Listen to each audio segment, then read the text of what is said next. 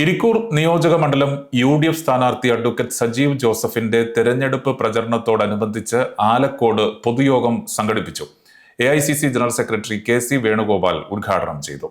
സംസ്ഥാനത്ത് UDF അധികാരത്തിൽ വരുമെന്ന് KC വേണുഗോപാൽ പറഞ്ഞു.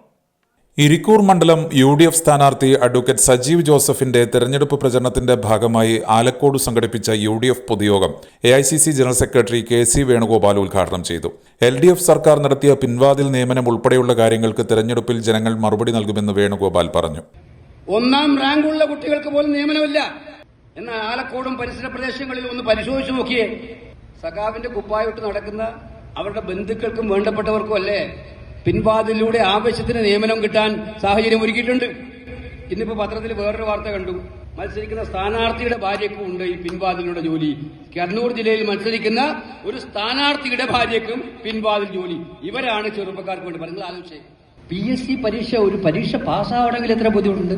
അതിൽ ഒന്നാം റാങ്ക് വാങ്ങിക്കാതെ എത്ര ബുദ്ധിമുട്ടാണ്. നമ്മുടെ പാവപ്പെട്ട കുട്ടികൾ കഷ്ടപ്പെട്ട് പഠിച്ച് ഒന്നാം റാങ്ക് വാങ്ങിച്ചാൽ അവർക്ക് ജോലിയില്ല.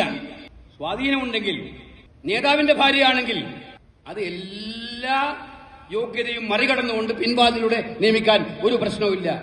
ഈ കണ്ണൂരിൽ റിപ്പോർട്ട് ചെയ്താണ്. സ്ഥാനാർത്ഥി advocate Sajeev Joseph, KPCC treasurer VA Narayanan, DCC president Martin George, Sony Sebastian തുടങ്ങിയ നേതാക്കൾ പരിപാടിയിൽ പ്രസംഗിച്ചു. Kannur BMH care at home ഇനി മുതൽ ഒരൊറ്റ ഫോൺ കോളിൽ രോഗി പരിചരണം വീട്ടിലെത്തും.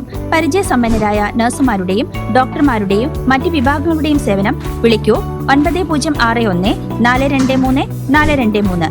Baby memorial hospital, Kannur. BMH at home 9061 423 423.